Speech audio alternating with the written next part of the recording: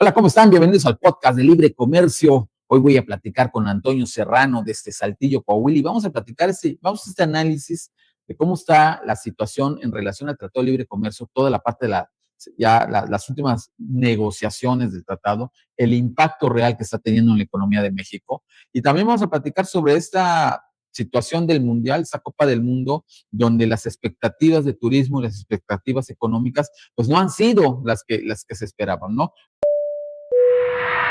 Ingenio Networks y Grupo Fórmula presenta Libre Comercio. Libre Comercio. ¿Qué tal? Muy buenas noches. Un gusto estar en tu programa, René, y obviamente con todo tu auditorio y tener la oportunidad de platicar sobre esos temas tan interesantes de libre comercio como lo acabas de decir. Doctor, dos factores muy importantes que están moviendo, yo creo ahorita el tema de un preámbulo de incertidumbre o de análisis, pudiéramos llamar, ¿no? El tema económico en relación a la Copa del Mundo, que pues ahí iremos platicando un poquito cómo está esta influencia, pero algo que también se tiene que ver muy fuerte, ya se termina la penúltima, ¿no? La penúltima es en revisión, podríamos llamarle, o reunión en relación al Tratado de Libre Comercio con América del Norte, el TEMEC, y esperar hasta el 1 de julio que viene ya la otra reunión donde dice el secretario de Economía, Marcelo Ebrard, que ya es donde empieza realmente el proceso de negociación. Todo lo que estuvieron viendo en esta última asamblea, en esta última reunión que tuvieron con su par de Estados Unidos, pues obviamente el tema arancelario es uno de los temas más importantes, yo creo, la menor afectación para México en cuestiones arancelarias, el tema de industria automotriz y la industria de las autopartes, entra el tema de acero, que es un tema que todavía está muy álgido con Estados Unidos, el tema del aluminio, ¿no? Y algunas otras cuestiones. Pero yo creo que estos otros sectores que se pueden considerar estratégicos para la economía mexicana son los que estuvieron sobre la mesa en esta penúltima reunión con la par de los Estados Unidos y que pues de allá se ha derivado de muchísimas opiniones, doctor, de muchísimas, podríamos llamar análisis, ¿no? De cómo viene y qué podemos esperar como resultado de esta penúltima, la última y ya la posterior renegociación del Tratado de Libre Comercio. Otra cuestión también que fue muy importante es ver si el TEMEC se extiende 16 años o como lo está pidiendo Estados Unidos, que es una de las ahora sí que de las peticiones más importantes que tiene en nuestro vecino país, es que el Tratado de Libre Comercio se revise cada año, o sea, hacer todo esto que se está haciendo cada año. Entonces, digo, y todo esto ha generado expectativas, doctor, y ha generado análisis y ha generado visiones de varios especialistas, y pues me gustaría que compartir con nuestro auditorio la visión de que usted trae, sobre todo en esta región del norte del país, donde es una región bastante pujante en cuestión del comercio internacional, y que pues, de alguna manera les afecta, yo creo que de sobremanera las decisiones que se tomen en el TEMEC. Entonces, doctor, pues muy buenas noches nuevamente, bienvenido a Libre Comercio nuevamente. Le reitero nuestro agradecimiento que esté con nosotros en estos micrófonos de Libre Comercio y platicar un poquito de esto, doctor. Pues, como te decía, un gusto estar contigo, René. Todos los temas que acabas de mencionar son de una gran importancia en términos del país, porque pues hay que recordar y hay que dejarlo muy en claro, entre el 65 y 70% de la actividad económica que genera utilidad y que está registrada formalmente, pues pertenece a alguna actividad relacionada directa o indirectamente al Tratado de Libre Comercio. Entonces, no es poco, ¿eh? O sea, son muy pocos en realidad los estados que de alguna forma o de otra no tienen ninguna relación con el Tratado de Libre Comercio. Y pues bueno, la integración que hay de México con otros países del mundo en sus cadenas productivas, pues nos lleva a una reflexión importante en este proceso precisamente de revisión que se está llevando ahorita, como se dice, tras bambalinas, ¿no? Porque la parte oficial comienza el 1 de julio. Eh, ¿Qué se ha visto o qué tenemos sobre la mesa? Primero, el tratado, como tú lo dijiste, tiene una cuestión importante. Se va a seguir revisando año con año. Dos, ¿se va a revisar cada 5 años o se va a revisar cada 16? ¿De qué depende esto? Bueno, Donald Trump agregó una situación que no teníamos nosotros contemplada, que es estar revisando el tratado año con año para decir año con año si sigue o no sigue Estados Unidos en el tratado.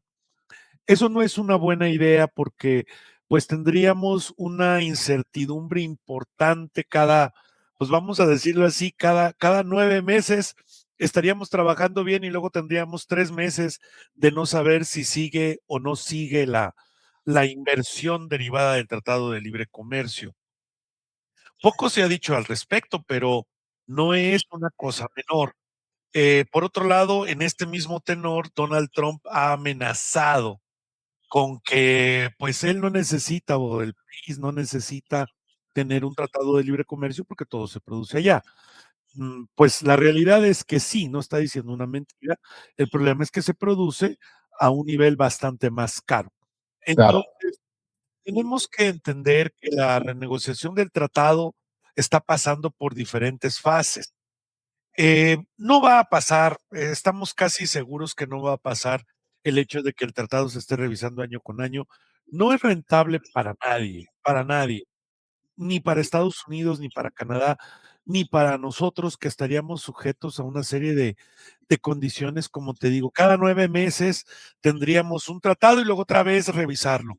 Tratado, revisión, o sea, no se puede, no, Hay no una se constante incertidumbre, doctor.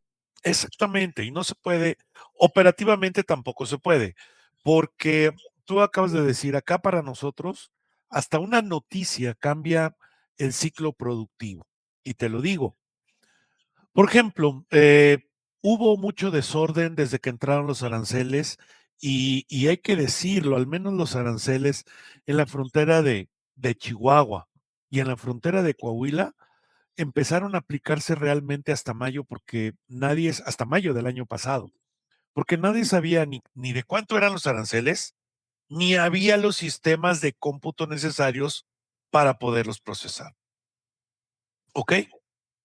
También de la parte mexicana, pues obviamente no solo es adecuar sistemas, es tener la certidumbre de que la gente está capacitada para saber cómo tratar las mercancías. Obviamente los cambios que hubo en la contabilidad. Ahora imagínate un automóvil que tiene en promedio 1,5 millones a 2 millones de piezas, dependiendo del modelo del automóvil. Entonces, ¿cómo vas a contar si las piezas son suficientes para alcanzar el 75, el 80% de Del valor de piezas contenido regional. de valor de contenido original? Exactamente. Entonces, hubo mucha confusión, hubo mucho problema. Te puedo decir que al día de hoy, con conocimiento de causa, sigue habiendo problemas, porque en el caso de, por ejemplo, de este estado, que es netamente automotriz y ha sido el estado más afectado de todo el país, por la cuestión arancelaria, en este caso Coahuila, pues el primer elemento que tienes que considerar es que hay autos que llegan a cruzar la frontera hasta 4 veces. ¿Por qué? Porque se hace una parte aquí, se regresa a Estados Unidos, se pone lo que sigue y se hace otra parte en México y otra vez va de regreso. Entonces, esa parte, por ejemplo, al día de hoy no está muy clara. Se ha optado, ¿verdad? Porque la regla es confusa, por permitir la entrada del automóvil las veces que sean y solo pagar, en el caso, ¿verdad?, de ciertos aranceles, un 5%. ¿Ok?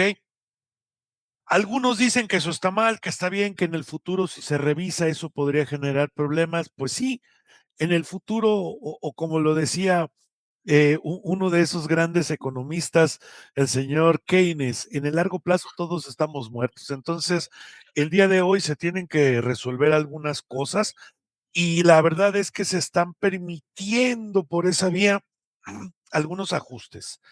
Esto obviamente tiene un impacto directo en el trabajo, en el número de personas contratadas. Hace 3 semanas se anunció, en el caso de General Motors, que la Aveo y otra camioneta que se hacía en Estados Unidos se iban a hacer ya en México. Sin embargo, pues bueno, esto se aplaudió mucho porque iban a hacer una inversión importante de $8,000 millones, pero en realidad no es tan importante porque hemos perdido por lo de los aranceles desde enero 23 del año pasado a la fecha, pues cerca del triple de esa cantidad. Entonces, perdimos 3 y estamos recuperando 1. Bueno, no está tan mal, sobre todo para un estado que depende 100% de la Así es. industria automotriz. ¿Sí? Así es, doctor. No, pues importante todo esto que usted está comentando como preámbulo del programa. Este tema, como le decía, han salido muchas opiniones, versiones y sobre todo estos análisis, ¿no? Que ya impactan directamente a la economía de México. Cómo la va a impactar esta renegociación? Bueno, yo creo que es algo importante de analizar, es algo importante que tenemos que tener en cuenta y ver de alguna manera, como usted dice, no a todos los estados les va a afectar de la misma manera. Y eso es lo que tenemos que poner, sí, bien en esta balanza. Estamos platicando en este programa con el doctor Antonio Serrano Camarena desde Saltillo, Coahuila, uno de los estados pues con mayor índice de productividad en la parte automotriz en automotriz y autopartes, y también pues, el impacto directo de las renegociaciones o de las decisiones, mejor dicho, del Tratado de Libre Comercio, pues impactando a esta industria que, pues el norte del país, el Bajío y también ya en gran medida el sureste con Yucatán, con algunas industrias de autopartes aquí en el estado, pues se ven impactadas, se ven afectadas, mi estimado doctor. Ya estamos viendo pues cómo se empiezan a mover, ¿no? Estas situaciones económicas.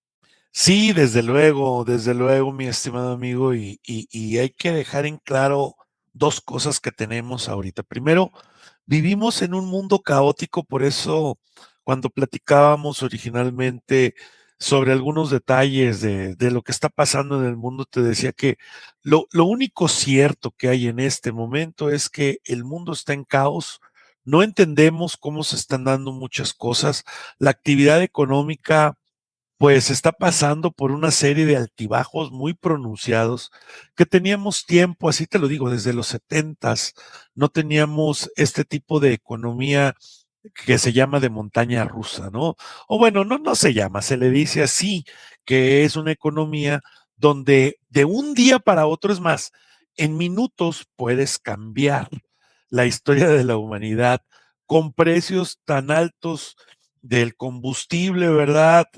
Como que al otro día el precio del combustible baja a 70%. ¿Por qué?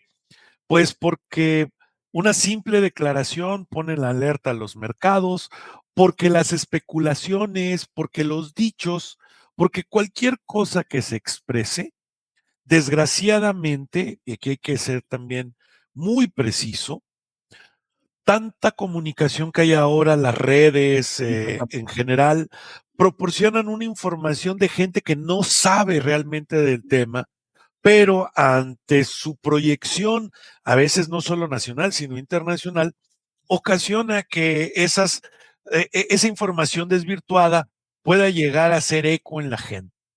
El Tratado de Libre Comercio y todo lo que tiene que ver, tú y yo lo sabemos y lo sabe mucha gente, pero la gran mayoría no, es que son temas sumamente técnicos, no son fáciles de entender para todos, no son cuestiones de las que se pueda hablar a la ligera, porque primero, todo el procedimiento, tú lo sabes, administrativo, de logística en el comercio internacional es complicado.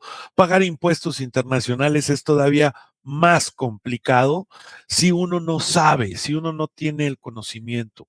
Ahora, las negociaciones, los capítulos que vienen en los tratados, tienen toda una serie de cuestiones económicas, financieras y fiscales que debemos de considerar siempre que hablemos al respecto del tema.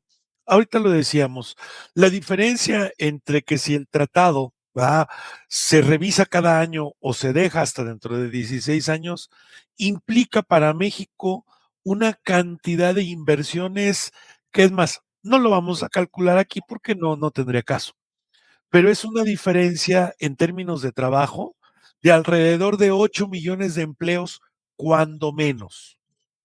¿Ok? 8 millones de empleos, cuando menos, si se hace cada año o si se hace a los 16 años.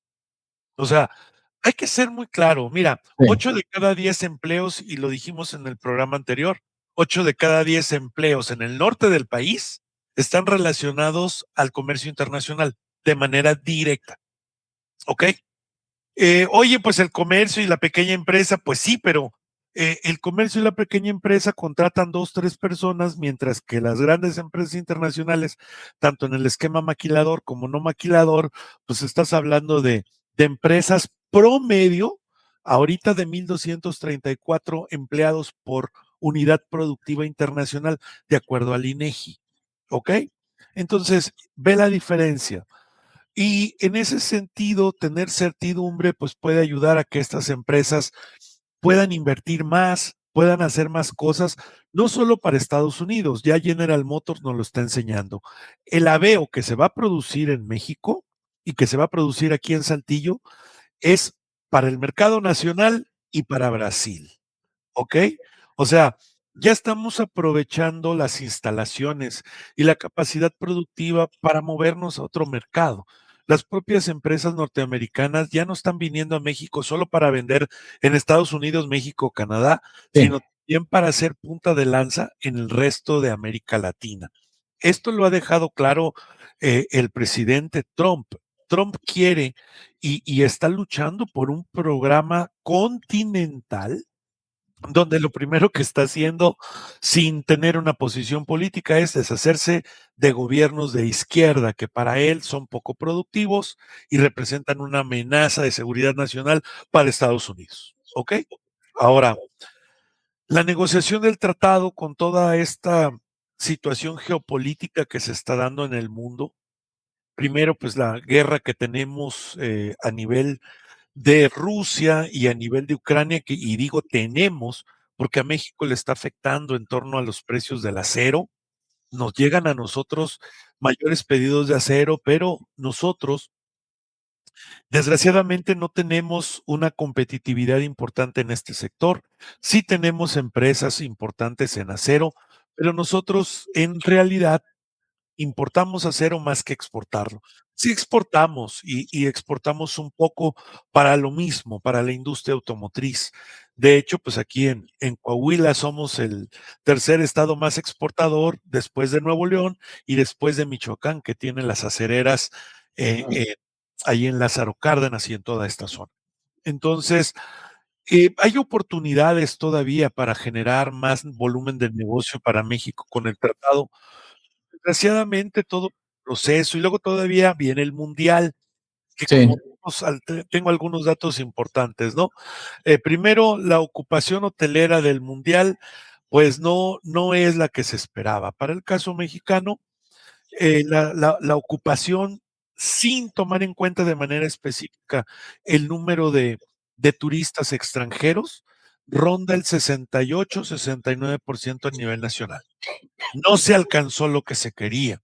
Se esperaba un volumen en estas 6 semanas de 5 millones de visitantes. ¿Ok? Definitivamente internacionales. Y aquí sí es importante puntualizar. sí, 5 millones de visitantes internacionales. No lo alcanzamos. no se va a alcanzar. No, ni queriendo. No, no. De hecho, hasta ahorita más o menos el cálculo que se tiene es que andamos en la primera semana que más concentra, porque conforme pasen, perdón, en la tercera semana, que es la que más, hasta donde más se concentran, porque es donde más partidos hay y más se puede aprovechar la visita. Conforme pasa el tiempo, pues obviamente pasan dos fenómenos que reducen la posibilidad de los turistas internacionales. Primero, hay menos partido y los boletos son bastante más caros. Entonces, y además, pues hay que ser muy claro, ¿no? Después de la primera ronda a México solo le van a quedar 4 partidos, entonces ya no tenemos la misma atracción que en la primera fase. Entonces andamos sobre el 1 millón de un poquito menos de 1 millón de visitantes. Por ejemplo, el caso de Monterrey, que ha sido una de las zonas más afectadas. Desgraciadamente no hubo una buena promoción y ha sido el lugar donde ha habido algunas cuestiones. Por ahí, si bien el primer partido se llenó, esperamos que el día de mañana también haya mucha gente, pero estamos limitados a que solo viene la gente del partido. Y en el caso de Monterrey, pues 8 de cada 10, 9 de cada 10 fue gente de México, no gente internacional. Entonces, ese comportamiento tampoco ayuda a la economía nacional porque hubo mucha gente y también te digo el caso de Airbnb, tiene un problema muy grave. Desgraciadamente el aumento de precios fue estratosférico. En promedio, Airbnb, estaban comentando diferentes sitios de internet, subió los precios al triple en Monterrey, Guadalajara y Ciudad de México. En la Ciudad de México fue peor. En Ciudad de México, en promedio, subió los precios 5 veces. ¿Ok? Como consecuencia, esperando, va, con todas las cuestiones económicas constantes, como decimos en economía, que esto esté confirmado, pues bueno, la verdad es que 3 de cada 5 establecimientos no se ocuparon. No se ocuparon. No, No. sí, doctor, son cifras pues para estudiar, para analizar, ¿no? Porque sí, como usted bien dice, la previsión era otra, la expectativa era otra. Y aquí también he estado platicando con algunos hoteles, con algunos temas de cómo afectó o cómo benefició el tema del mundial aquí a Yucatán, aquí a Mérida particularmente. Y sí, es muy escasa la participación, ¿no? O de derrama de turistas que estén llegando a Yucatán por el tema estamos hablando aquí de una ocupación promedio de un 40-45%. Entonces, y pues estos análisis, doctor, tanto del Tratado de Libre Comercio como en el tema de la Copa del Mundo, ya desde un punto y una óptica pues muy económica, muy financiera, ¿no? Ese análisis que está usted haciendo muy puntual sobre el impacto que está teniendo esta Copa del Mundo en cuestiones económicas. Primeramente, bien, como usted bien dice, el tema turismo internacional no fue el que se esperaba de 5 millones a 1 millón de visitantes. Digo, es una cifra que se está bajando bastante. El tema de visitantes nacionales, o sea, los que salimos o salieron de Yucatán, salieron de Campeche o de cualquier otra ciudad hacia las ciudades sedes. También yo creo que eso no sé qué tan relevante fue. Mucho hubo este impasse en el impacto por temas de precios. Yo creo que el tema de precios de los boletos, del boletaje, vino a afectar muchísimo las condiciones de que la gente vaya al mundial. El tema también de algunas cuestiones que tienen que ver con un sentido más estricto de protección del negocio de la Federación Internacional de Fútbol. También ahí estoy hablando de cuestiones de propiedad intelectual, derechos de transmisión. Entonces, como que este mundial, no sé qué tanto está generando esta derrama económica. Aquí el gran ganador, si usted me lo permite, de esta Copa del Mundo, y lo platicaba con Arturo Hernández en un programa anterior, el gran ganador de esta Copa del Mundo se llama China, que aunque no participó, que aunque no fue sede, pues obviamente sus productos están en las 3 sedes, en los 3 países, y eso sí tiene, yo creo, un volumen muy fuerte de venta, ¿no? Y todo lo que se relaciona con la parte de mercancías relativas a la Copa del Mundo.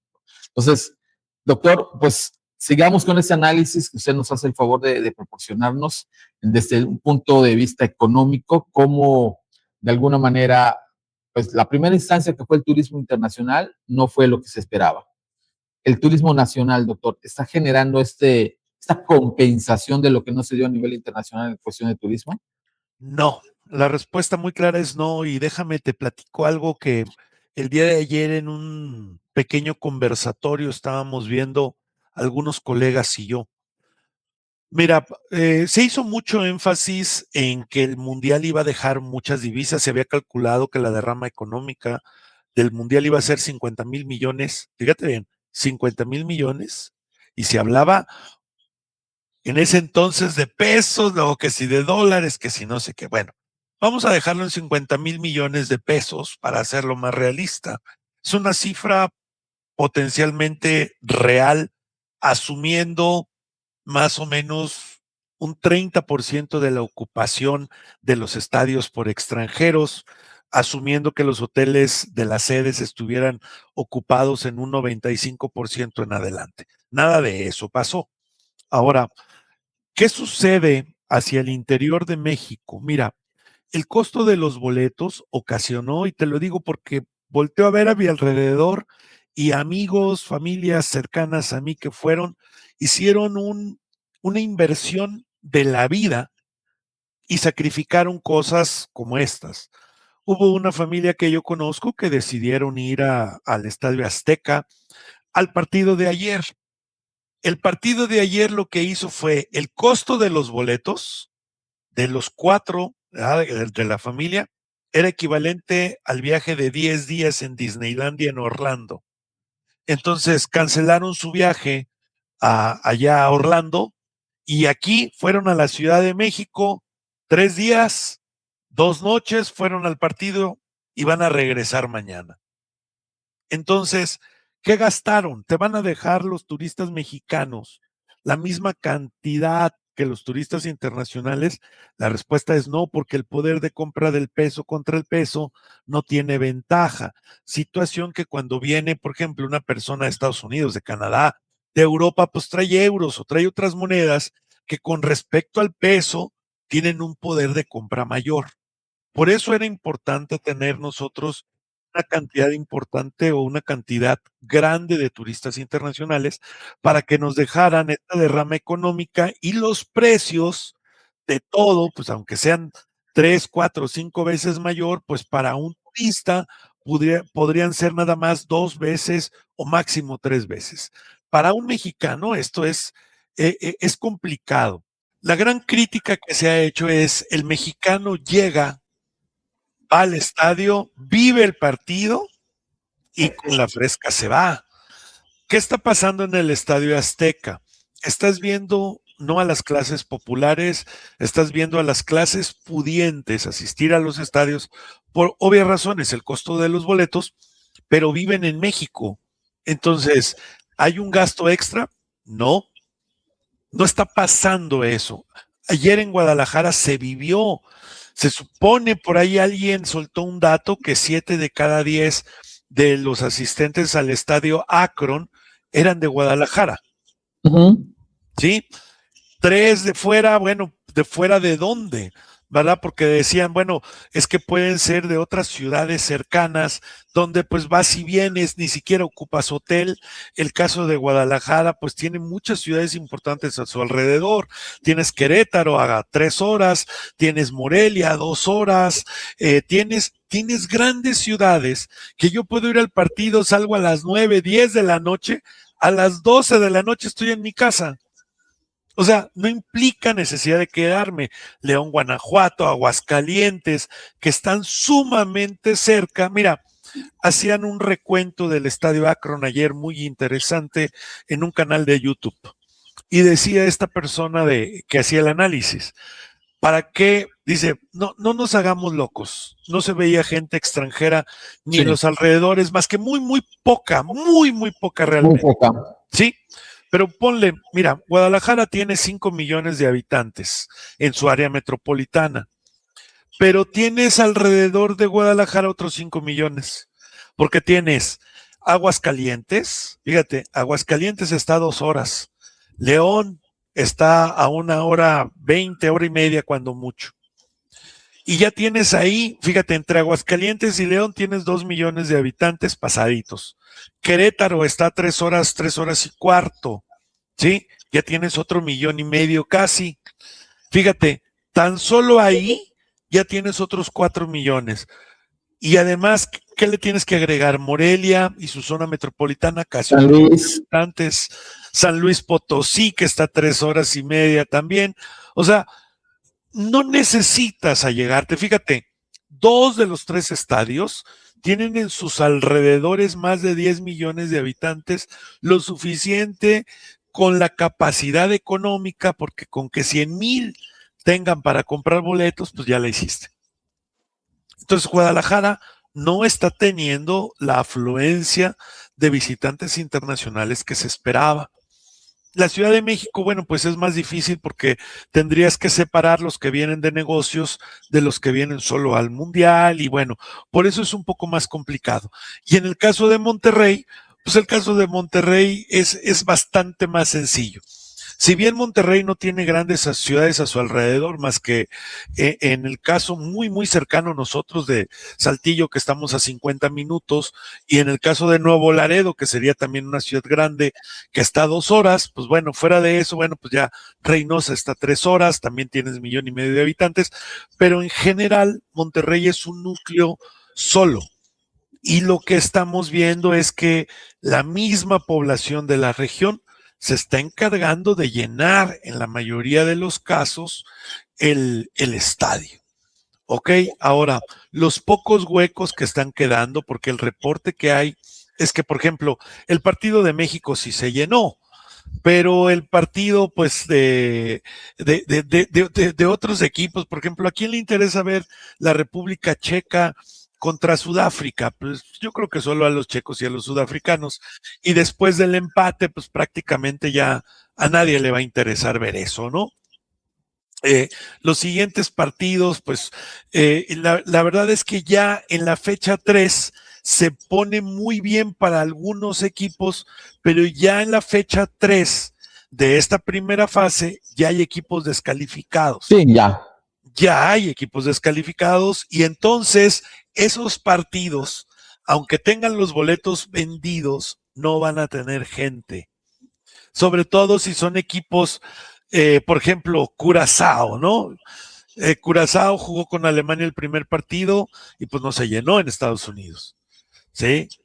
Entonces no se llenó, pues ¿quién quiere ver? Yo sí quiero ver a Alemania, pero no contra Curazao. Y ese 7-0 me demuestra que pues no sirve de nada ese equipo. 7-1, doctor. 7-1. 7-1. No demeriten el gol de Curazao. Bueno, mira, es que a eso voy. Pobre y sin demeritar a nadie, ¿no? Como tú lo acabas de decir. Claro, no, con todo respeto, son selecciones que, bueno, pues que están en su primer mundial y que las condiciones no van a ser las mejores. El tema también de la dispersión podríamos decir, de gasto que se tuvo o que se tiene en restaurantes, en centros de consumo, etcétera, etcétera, ¿no? Ese es otro punto. Y otro punto es qué tanto las ciudades que no estaban alineadas o no estaban pegadas a una sede, como es el caso de Saltillo, como se lo acaba de decir toda la parte del Bajío con Guadalajara y las ciudades de la zona conurbada, la Ciudad de México, la zona metropolitana, ciudades, por ejemplo, como Mérida, como Campeche, que están mucho más alejadas, Chihuahua, etcétera, etcétera, también esperaban o también tenían la esperanza de que algo nos iba a tocar, de que algo iba a llegar, ¿no? Y nos estamos dando cuenta que no fue así. Es correcto, mira, no ha sucedido, se hizo mucho número alegre, hay que ser muy claro, las autoridades echaron las campanas al vuelo, todo, mira, aquí lo digo, ¿no? Aquí en Saltillo, los presidentes municipales de Ramos Arizpe, Coahuila y de Saltillo, que es parte del área metropolitana, habían hecho cálculos de que iban a poner autobuses para ir por los turistas extranjeros y nacionales, para que nos vinieran a visitar, porque habían hecho cálculos que iba a ser tanta la gente que viniera a la sede mundialista que iba a haber una derrama subsecuente. Ahora, yo sí quiero ser muy claro, ¿no? Y por el aprecio que le tengo a nuestras autoridades, la verdad es que eso era siempre y cuando las condiciones hubieran sido ideales. Pero desgraciadamente, en este momento, ni el mundo ni México tienen las condiciones ideales ni para una cuestión deportiva de este tamaño, que está funcionando bien, pero sabemos todo lo que se dice alrededor y no voy a entrar a eso de que por qué todo está tan tranquilo ahorita, ¿no?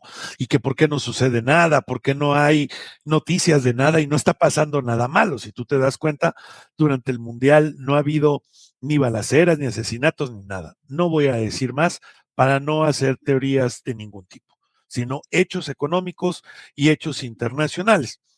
¿Qué es lo que está pasando? Bueno, la verdad es que la gente no se está desplazando por lo mismo.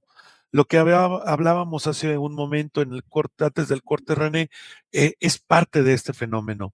Si somos los locales los que estamos yendo al mundial, pues yo no voy a hacer turismo de Monterrey a Saltillo. No hay que ver, ¿no? Si bien aquí hay museos muy bonitos, son museos pequeños que no necesitas venir ahorita en el mundial, puedes aprovechar cualquier otra fecha y visitar. En el caso de Guadalajara, pues todavía mismo caso porque tienes ciudades más cerca. Nosotros aquí en el norte, pues no, ¿verdad? Si tú quitas Saltillo y Monterrey, las ciudades más cercanas que tenemos, por ejemplo, Torreón está a 240 kilómetros y no hay nada en medio. Luego la siguiente ciudad que tenemos es Monclova, que está a 200 kilómetros y no hay nada en medio. No, no es como otras partes del país que tiene ciudades intermedias. No, no, no lo tenemos. Acá en el norte no existe. Entonces, las ciudades están más separadas. Después de esas ciudades, pues hacia el sur. Saltillo, la única ciudad que tiene es Matehuala y está a 240 kilómetros. Entonces, ese aislamiento que te da nada más la oportunidad de juntarte con Monterrey, pues bueno, pues casi todos los que estamos acá conocemos y hacemos algo en Monterrey al menos una vez por semana. De hecho, literalmente, ¿no? El movimiento entre la ciudad. Si tú vinieras aquí, o nuestro público viniera a Saltillo o a Monterrey y se moviera el viernes entre 8 de la noche y las 2 de la mañana, diría, ¿qué es esto?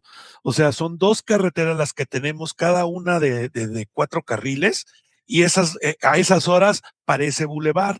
Está lleno de automóviles, no vas solo, va atrás de varios carros, porque es tanto el tráfico entre la ciudad que ya se acostumbra que la gente de Monterrey vaya a cenar a Saltillo, que la de Saltillo vaya a Monterrey. Todos tenemos parientes en Monterrey y la gente de Monterrey tiene parientes aquí. Entonces hay una interacción muy grande que no lleva al turismo. Entonces, si no viene gente de otros lados, no va a haber desplazamiento. No nos ha llegado nada de turismo. ¿Ok? Está muy claro. Y este es un fenómeno también que se dio allá con ustedes, en el caso de la Sí. península de Yucatán, que se esperaba alrededor de, fíjate qué cuentas alegres se hicieron desde presidencia. Se esperaba alrededor de 500,000 de visitantes a la península de Yucatán. No, ni Cancún las tuvo. No, de hecho Cancún va a la baja. Cancún tuvo un decrecimiento de mayo a mayo, según los datos del INEGI, del menos 0.7%. No, Cancún, Mérida, pues, te digo que hemos estado platicando con varios directores de hoteles, con varias gerencias de hoteles, y sí, el tema que sabemos y conocemos que Mérida es una ciudad muy turística y que los indicadores se están mostrando ahorita, pues un tema hacia la baja, ¿no? Pero sabemos que vienen las épocas donde Yucatán se recupera, Mérida particularmente se recupera muy fuerte en el tema turístico, que ya es a partir del tercer trimestre de este año, ¿no? Y que particularmente julio, desde mayo, junio, julio, agosto son meses un poquito más, más bajos, sobre todo en temas de turismo internacional. Turismo nacional, sí, más o menos en las épocas de vacaciones, usted sabe, vacaciones Sí. escolares, y hay un poco más de turistas. Pero como usted dice, no es un turismo que venga a consecuencia de la Copa del Mundo, es un turismo que llega habitualmente, que ya tiene ciclos muy específicos de llegada. Y de alguna manera, pues eso le está afectando a los prestadores de servicios, no solamente hoteles, a todos los prestadores de servicios, donde las expectativas eran unas, la realidad es otra, y bueno, no queda más que ponerse a trabajar y de ver de qué manera sustituyes esa falta de ingresos que se tuvo o que se especuló a través de la Copa del Mundo. Y es, como le digo, es una realidad que son muy pocos los actores ganadores en esta Copa del Mundo. El número uno, obviamente, el organizador, que es FIFA. El número dos para mí, China. ¿Por qué? Porque hay muchísimo producto chino en todas partes, desde playeras, de todos los equipos. Yo en redes sociales veo cómo están todos los días anunciando playeras y están anunciando souvenirs, están anunciando muchísimas cosas. Otra, pues, posiblemente el tema de las refresqueras, las que generan botanas, los que venden televisores. Creo que esos son algunos nichos muy específicos que tuvieron alguna relevancia y alguna utilidad más o menos de lo esperado, ¿no? Un poquito más de lo esperado. Pero en general, la generalidad es que no sé qué tanto este consumo interno, porque fue un consumo interno en base a la Copa del Mundo, haya sido beneficioso para muchos. No, mira, de hecho, ningún evento puede ser muy amplio en el sentido de dispersión. Aunque bueno, ahí te falta, por ejemplo, la Ciudad de México sí ha tenido un volumen importante de movimiento porque pues en Ciudad de México tienes FanFest, Sí, en claro. Guadalajara tienes FanFest, tienes muchos negocios alrededor de comida, pequeñas fondas y todos estos negocios de comida rápida y de oportunidad que durante estas semanas pues van a tener ventas un poquito por arriba o un bastante por arriba de lo normal en estas semanas. Pero pues bueno, ayer inició la tercera semana del Mundial y eso pues va a cambiar la dinámica que nosotros tenemos ya de consumo porque te insisto, va a bajar la gente. Ahora, también que no ayudó, y mira, esto lo tenemos aquí, lo tenemos aquí ya, vamos a decirlo así, consolidado dentro de las razones por las que hemos tenido esa falta de movilidad.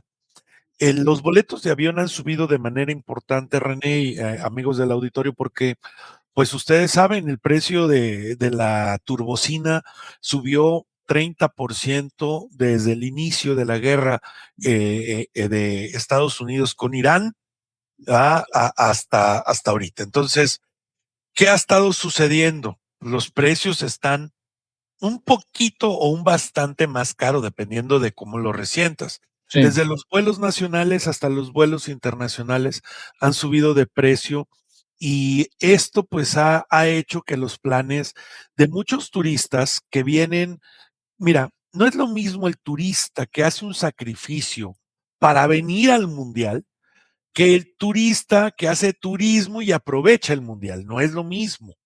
Ahora, no tenemos datos específicos, ¿no? Para decir cuántos vienen al mundial y cuántos vienen a turistear al mundial. Pero obviamente estos números sí tienen un impacto, porque mira, quien hace como esta familia que te digo, esta familia muy conocida mía, ellos van, fíjate, sacrificaron sus vacaciones en Florida por ir 3 días y 2 noches a la Ciudad de México, pero fueron a ver a México ayer contra Corea. Claro. ¿Ok? ¿Van a salir, van a gastar? Pues ya no, porque cada quien costó en términos de los boletos alrededor de 80,000 pesos, René. Entonces, una familia de 4 son 320,000 pesos que se gastaron y que obviamente pues ya no te da como para decir, bueno, ya me gasté eso, déjame, me voy a Cancún una semana para compensar no ir a Orlando. Pues ya no te da. No. Porque además te sale carísimo ir, principalmente de aquí de Monterrey, de aquí del norte, ir a Cancún es más caro o casi tan caro en algunas ocasiones que ir a Buenos Aires. Te cuesta ir a Buenos Aires de aquí del norte del país, te cuesta 9,000 pesos, 10,000 pesos te cuesta ir a Buenos Aires. A Cancún, en la época de vacaciones, pues eso es lo que te cuesta. Entonces, pues no te da, ¿no? Y ya te das cuenta, no hay posibilidad de que con las condiciones económicas del mundo haya una integración por el Exactamente. Tratado de Libre Comercio y con esto concluyo, ¿no? El caos del mundo está afectando a México en términos del turismo, del comercio internacional y desde luego de las oportunidades económicas que vamos a tener en el corto y en el mediano plazo. Doctor, excelente reflexión. Le agradezco mucho de haber estado hoy. Lamentablemente se acabó este tiempo muy rápido de este programa, pero pues estamos con los micrófonos para otro siguiente programa para seguir platicando de eso. Muchísimas gracias, doctor. Un saludo a Saltillo, Coahuila. Igualmente, René, un saludo. Muchas gracias a todos ustedes por habernos visto, por habernos escuchado. Se despide su anfitrión René Pedra Manzanilla, esperando que pase la mejor de las noches. Nos vemos y nos escuchamos el día de mañana. Libre Comercio, la frecuencia que traspasa fronteras. Hasta la próxima. Síguenos en nuestras plataformas digitales: X, Spotify, Facebook y YouTube. Libre Comercio.